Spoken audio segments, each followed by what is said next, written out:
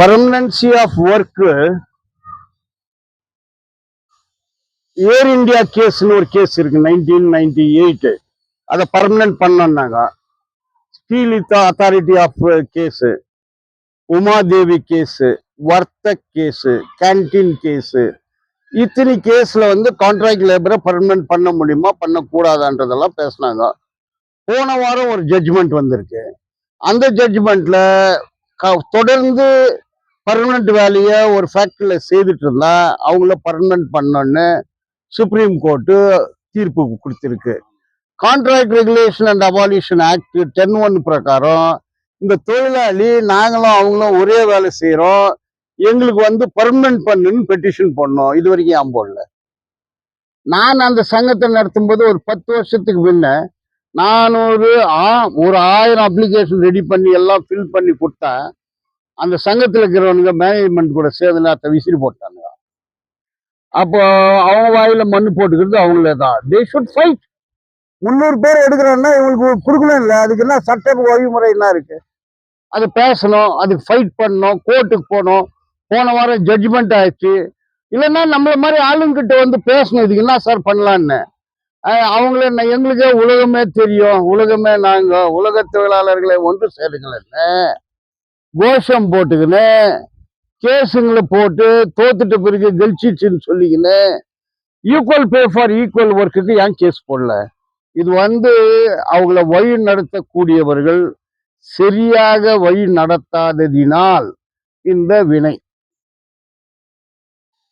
இல்ல. அவங்களுக்கு உரிமை இருக்கு. 300 பேர் வெளியே எடுக்கிறாங்கன்னா அதுக்கு ஃபைட் பண்ணு. நீ எங்க ஃபைட் பண்ணணும்னு தெரிஞ்சுக்கலன்னா தெரிஞ்சவங்க கிட்ட கேளு. அதனால இப்போ பிஎம்எல் என்ஜினியரிங் இண்டஸ்ட்ரியில மினிமம் வேஜஸ் ஜாஸ்தியா இருக்கு. இவங்களுக்கு பழைய இன்ஜினியரிங் இண்டஸ்ட்ரி வேஜஸ் கொடுத்துருக்குறாங்க. இப்போ மினிமம் வேஜஸ் கேஜிஎஃப்ல 22,545 ரூபாய் கொடுக்கணும், plus DA, plus house rent allowance, plus transport allowance, plus bonus, இதெல்லாம் கொடுக்கணுன்றது சட்டம்.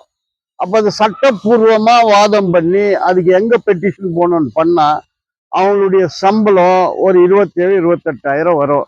நான் வந்து பிடபிள்யூஎஸ்எஸ்பியில் யூனியன் லீடர் ஆகிறேன். அவன் 24,000 வாங்குறான், 25,000 வாங்குறான். ஹெச்ஏஎல் தொழிலாளி 1,050 ரூபாய் ஒரு நாளைக்கு. பிஎஃப் இஎஸ்ஐ எல்லாம் போக 26-27 வாங்குறான். யார் யாரு கேஸ் போட்டாங்களோ அவங்க வந்து 45,000 வாங்குறாங்க. நான் லாஸ்ட் டைம் இதை சொல்லும் போது யாரும் அந்த மாதிரி எல்லாம் இல்லைன்னு போய் சொன்னேன். அப்புறம் உங்க எதிரிலே வந்து சொன்னாங்க நாங்க வாங்கி நிக்கிறோன்னு.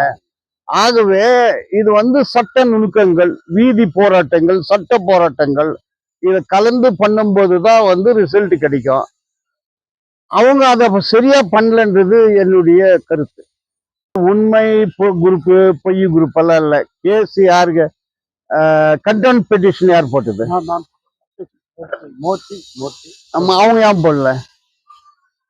அதுக்கு முன்ன 2 ஃபர்ஸ்ட் டிவிஷன் பெஞ்சு, 2வது டிவிஷன் பெஞ்சு, 3வது டிவிஷன் பெஞ்சு யார் பண்ணது?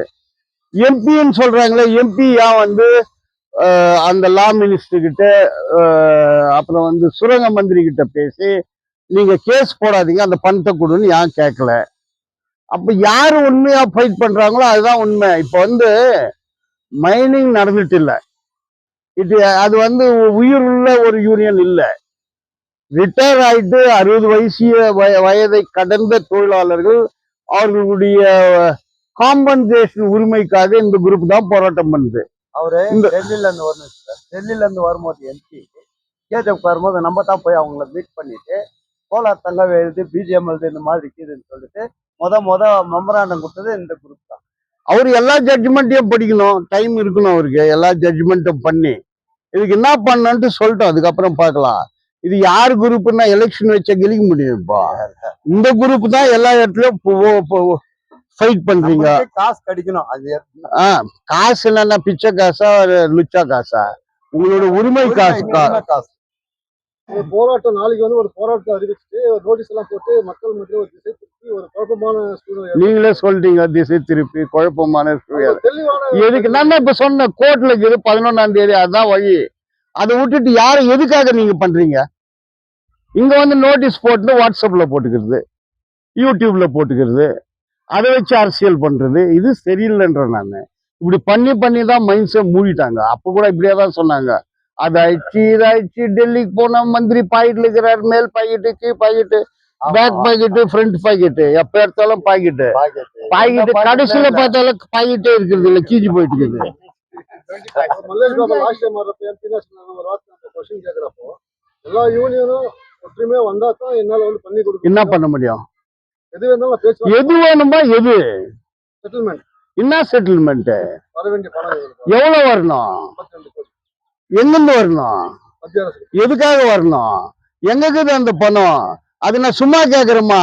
87ல விஆர்எஸ் இல்ல, 92ல 80 பேஜ் ரிவிஷன் இல்ல, 92ல வேஜ் ரிவிஷன் இல்ல.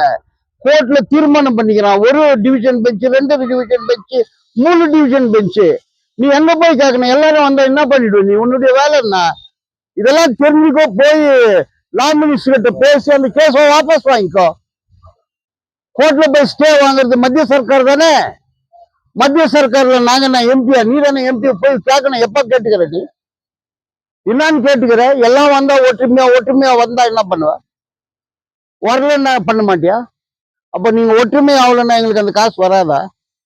ஏன் இது உயிர் விட்ட காசு? என்ன பேச்சு பேசுற நீ?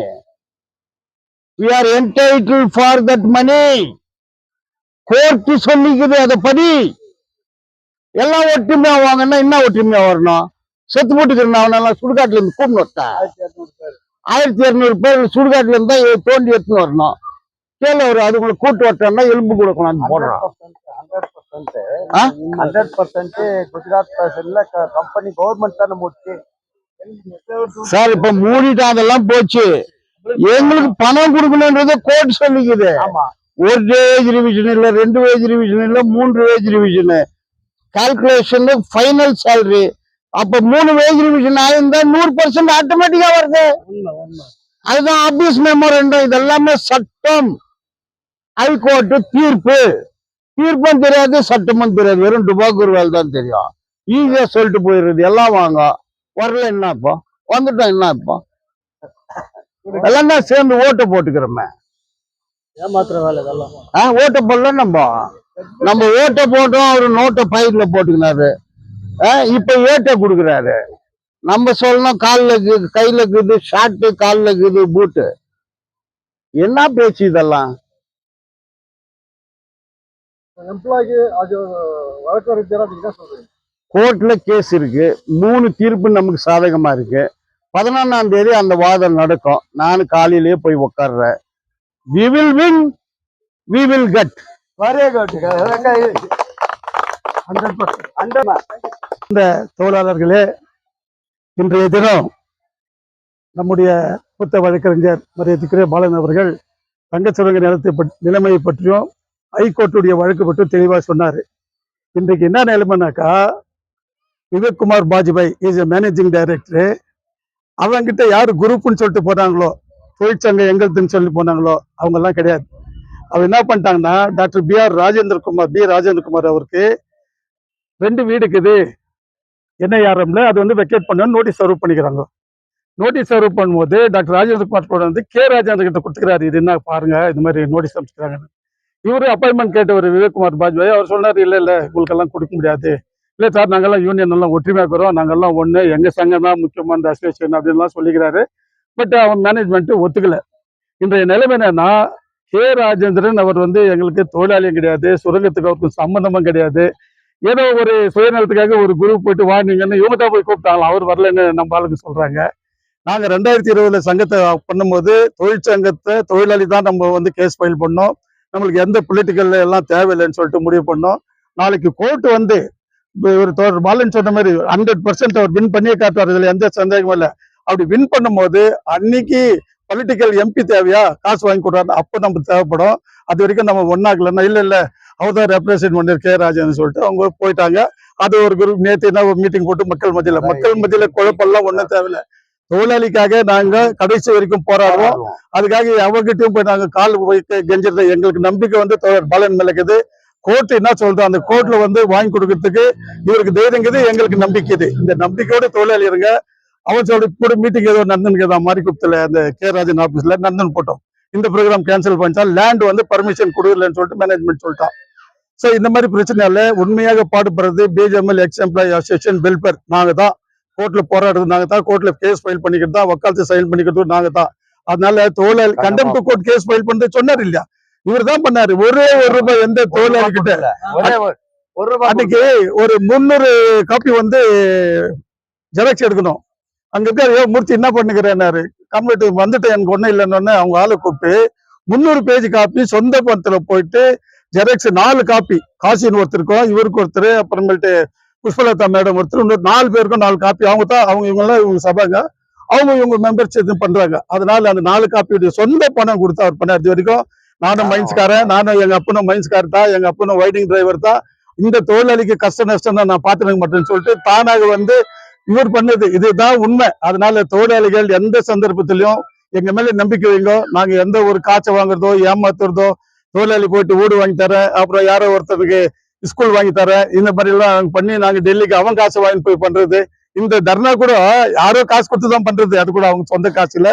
ஆகையால தொழிலாளிகள் நம்பிக்கையோடு இருங்க. நிச்சயமாக தோழர் பாலன் அவர்கள் நம்மளுக்கு வாதாடி நம்மளுக்கு அந்த பணத்தை கூடி சீக்கிரம் வாங்கி கொடுப்பாரு நம்பிக்கையோடு சொல்றேன்.